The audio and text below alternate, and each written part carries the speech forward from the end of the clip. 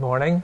I'm Steve Kay, Council Member at Large, and I'm here this morning to welcome you to the recital hall at UK, the Singletary Center, and I have with me as my guest, thank you for being here, John Nardilillo, who is the Director of Symphonies for UK, which means in part that he is the Director of the UK Symphony Orchestra, and I'm going to ask him to say a little bit more about what he does, and then I've got some questions and some comments about the music that's made here at UK. So John, a little bit about what does it mean to be the Director of Symphonies? Well, thanks for having me.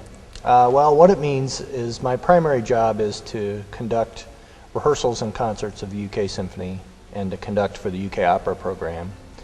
And I also organize the season for the UK Symphony and pick the music and round up the soloists and audition the students and help recruit students.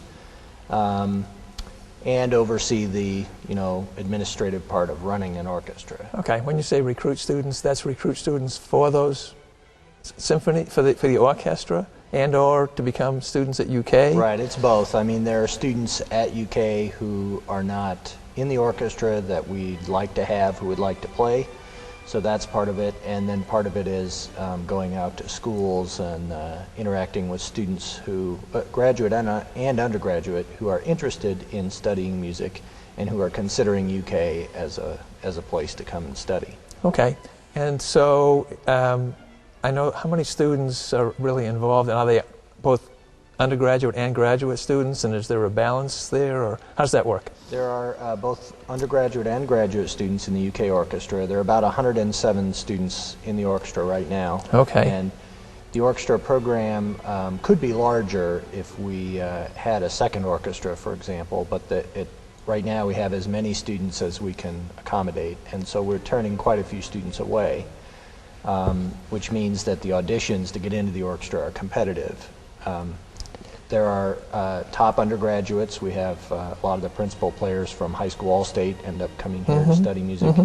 And also there's a core of graduate students, I think between 15 and 20 graduate students in the orchestra who are advanced players. Some of them have their undergraduate degrees from the conservatories.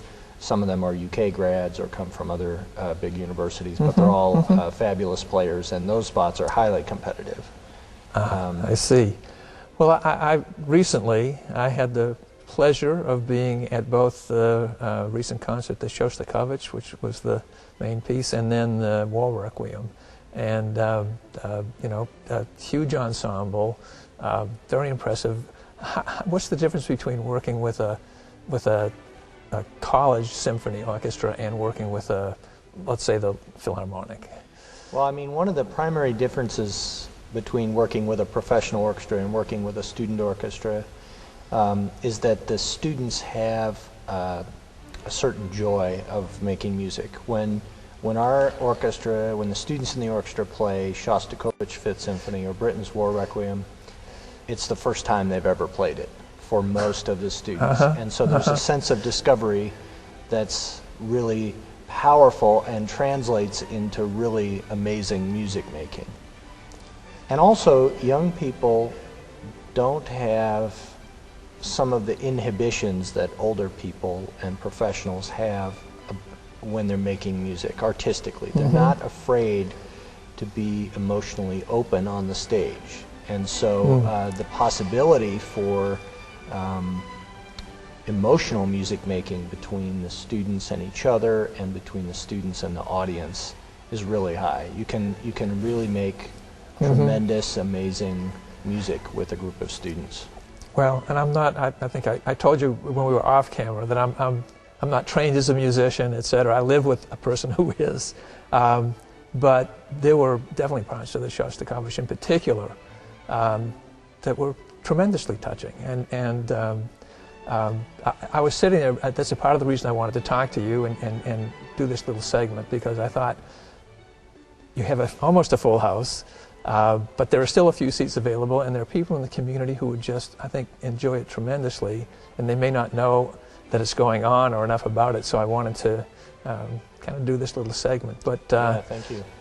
You know, when we were preparing the Shostakovich Fifth Symphony, which was written by Dmitry Shostakovich in the Soviet system, and under Shostakovich had been denounced by Stalin and his life was in danger, and no one was allowed to play his music, and he wasn't allowed to appear in public, and he had a bag packed by the door and slept in the hallway expecting to be arrested, and that went on for a long time. And so he wrote this piece that we played, the Fifth Symphony, as a response to that. And the piece could have meant his death. So on one level the piece is a celebration of the Soviet state, but of course anyone who listens to it, who's artistically sensitive, realizes it's the exact opposite. Yeah. And so when we were preparing the piece, we discussed that with the students and talked about what did it mean and how did this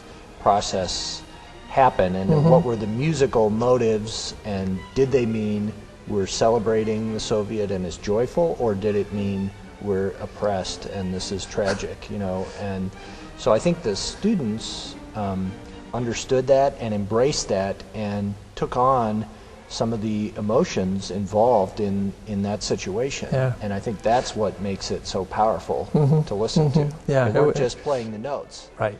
Right, it was clearly impassioned, and it really was a wonderful performance. But talk a little bit about you've had some very high-profile artistic soloists come and play with you. You've had some venues that have been high-profile. Talk a little bit about why that's happening and what that's been about. One of the things that's magical about being in music is that it's like there's a long procession of people that are involved in it. And this applies to the audience as well as the performers, but each person is passing on the music to the next person. And the only way you can really learn the music is by going to someone who knows how to do it and saying, tell me how to do it. Even though it's on, it's written, but that's not... you can't learn it that way, and you can't learn how to do it well that way. And so one of the things that is most wonderful about being in the field is, for example, if the orchestra has played at Carnegie Hall twice since I've been here. And Carnegie Hall is a place where all of the great musicians of the last 100 or so years have played. And so when you go into the hall, it has this incredible sense of history, and you feel like you're joining something really important, starting with the opening night was conducted by Tchaikovsky, and all kinds the very first performance ever in Carnegie Hall. Ever in Carnegie Hall. The conductor was Tchaikovsky. Yeah. So Tchaikovsky stood on this stage, and Leonard Bernstein, and Arturo Toscanini, and of course Itzhak Perlman and Yo-Yo Ma and the Beatles, and so it has that incredible sense of, and then we've also been lucky to be able to bring to UK some great artists of our time. Itzhak Perlman has been here twice. Gil Shaham and Sarah Chang and Lynn Harrell, Marvin Hamlish came and worked with us before he passed away. And then it's very direct. Here are the great masters of the art who've learned from the greatest masters, and they are in our concert hall saying to our students, here's how to do it, right up close, one-on-one. And that is very powerful. And then also to be on stage with an artist like Itzhak Perlman while he's playing for the audience, and to see how it's done and how incredible it is and how good he is at doing it. He is a legend, and there's a very good reason for it, because he's incredibly good at it, better than anyone else. His ability to draw in the audience and to be expressive and share the beauty of music with the audience is just incredible. And so for us to have the opportunity to be on stage with someone like that, it transforms us. Yeah. So how unusual is it for a university orchestra to have those kinds of people come in and play with them and present, or to be at Carnegie Hall? It's unusual. We're very lucky to be able to do it. The top music schools and conservatories do it, but even there it's unusual. So we're just very fortunate that we have the opportunity to be able to work with people like that. It really is a rare opportunity.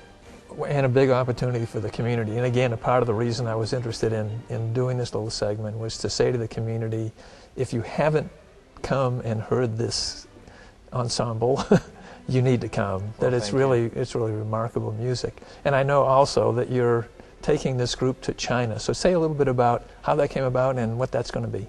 Well, we have a graduate student in the orchestra who's from China, and he helped organize a trip for us that was also a collaboration with UK's Confucius Institute last May. And so I went, and the director of the school went. We went at the same time as Eli Capilouto, the new UK president, went. And while we were there, it became apparent that we could have the opportunity to go on tour there. And we're incredibly lucky because we're going to be playing in the biggest and most prestigious halls in China, in Beijing and Shanghai and Hangzhou. And it's going to be an incredible, life-changing experience for our students. We're taking the whole orchestra and playing concerts there. Well, I can't remember if I went online to take a look at that or I saw some of the printed material, but those halls that you're going to be playing in are simply, from the outside anyway, they're simply spectacular. They're the most amazing concert halls.